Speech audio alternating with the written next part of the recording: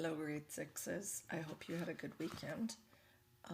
The weather was wonderful for Mother's Day, so hopefully you were able to pamper your mums yesterday, or whoever that special mama, grandma is in your life. I hope those of you who joined on Friday, were able to remember to tuck in your project in with your card, or maybe that was your card. My mom loved the one that I gave her. She thought that was a really cool idea. So here we go, back to our novel, chapter 4. And what I'd like you to do, if you would like a copy of your own novel, I have them at school, and normally we do read it independently more than we would be online. So if you want a copy, private message me and I can get a copy to you. So chapter 3 ended off with they're talking about reading a story. So, said Pellegrina, she coughed, and so the story begins with a princess. A beautiful princess. A beautiful princess? Abilene asked. A very beautiful princess. How beautiful? You must listen, said Pellegrina. It is all in the story. There's Edward in the bed. Here's the story. Once there was a princess who was very beautiful. She shone as bright as the stars on a moonless night. But what difference did it make that she was beautiful? None. No difference. Why did it make no difference? Asked Abilene.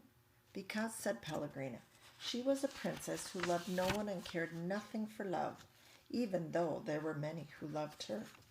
At this point in her story, Pellegrina stopped and looked right at Edward. She stared deep into his painted-on eyes, and again Edward felt a shiver go through him. So here's Abilene and Pellegrina and Edward. And so, said Pellegrina, still staring at Edward. What happened to the princess? Asked Abilene. And so, said Pellegrina, turning back to Abilene, the king, her father, said that the princess must marry. And soon after this, a prince came from a neighboring kingdom, and he saw the princess, and immediately he loved her. He gave her a ring of pure gold. He placed it on her finger. He said these words to her, I love you. But do you know what the princess did? Abilene shook her head. She swallowed the ring. She took it from her finger and swallowed it. She said, that is what I think of love. And she ran from the prince. She left the castle and went deep into the woods. And so what? Said Abilene. What happened then? And so the princess became lost in the woods. She wandered for many days. Finally she came to a little hut, and she knocked on the door. She said, let me in, I am cold. There was no answer. She knocked again. She said, let me in, I am hungry. A terrible voice answered her. The voice said, enter if you must. The beautiful princess entered, and she saw a witch sitting at a table, counting pieces of gold. 3,622, said the witch. I am lost, said the beautiful princess. What of it? Said the witch. 3,623. I am hungry, said the princess. Not my concern, said the witch. 3,624. But I am a beautiful princess, said the princess. 3,625, replied the witch. My father, said the princess, is a powerful king. You must help me, or there will be consequences. Consequences, said the witch. She looked up from her gold. She stared at the princess. You dare to talk to me of consequences? Very well, then, we will speak of consequences. Tell me the name of the one you love. Love, said the princess. She stamped her foot. Why must everyone always speak of love? Whom do you love? Whom do you love? Said the witch. You must tell me the name. I love no one, said the princess proudly. You disappoint me, said the witch. She raised her hand, said one word, 4th February. And the beautiful princess was changed into a warthog. "What have you done to me?" squealed the princess. "Talk to me of consequences now, will you?" said the witch, and she went back to counting her pieces of gold. 3,626, said the witch as the warthog princess ran from the hut and out again into the forest. The king's men were in the forest too, and what were they looking for? A beautiful princess. And so when they came upon an ugly warthog, they shot it immediately. Pow! "No," said Abilene. "Yes," said Pellegrina. The men took the warthog back to the castle, and the cook slit open its belly, and inside it she found a ring of pure gold. There were many hungry people in the castle that night, and all of them were waiting to be fed. So the cook put the ring on her finger and finished butchering the warthog. And the ring that the beautiful princess had swallowed shone on the cook's hand as she did her work. The end. "The end?" said Abilene indignantly. "Yes," said Pellegrina, "the end." "But it can't be. Why can't it be?"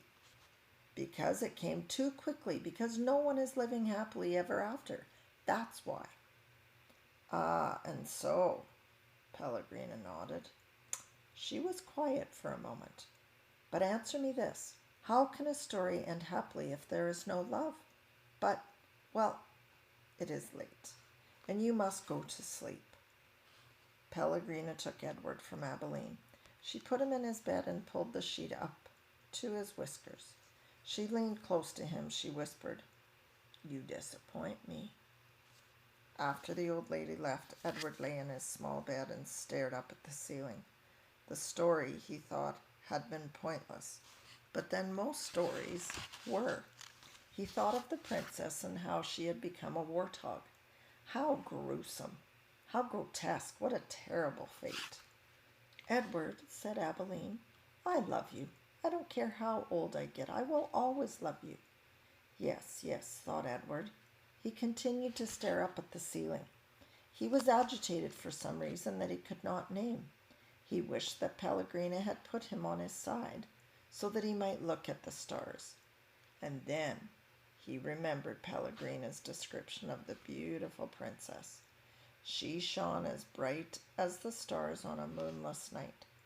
For some reason, Edward found comfort in these words, and he repeated them to himself. As bright as the stars on a moonless night. As bright as the stars on a moonless night. Over and over, until at last the first light of dawn appeared. That's the end of chapter 4. Here are your questions, folks. Question number 1.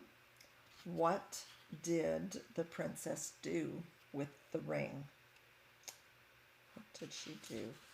Number 2. Where was the princess when she became lost? Where was she? Question number 3. Who was in, let me see, a little hut? Who was in the little hut that the princess came upon? So that's number 3. Number 4. What did the person who was in the hut, what did they turn the princess into? And number 5, what did Pellegrina say to Edward when she leaned down close to him? 5 questions, folks. All righty. See you at our meet.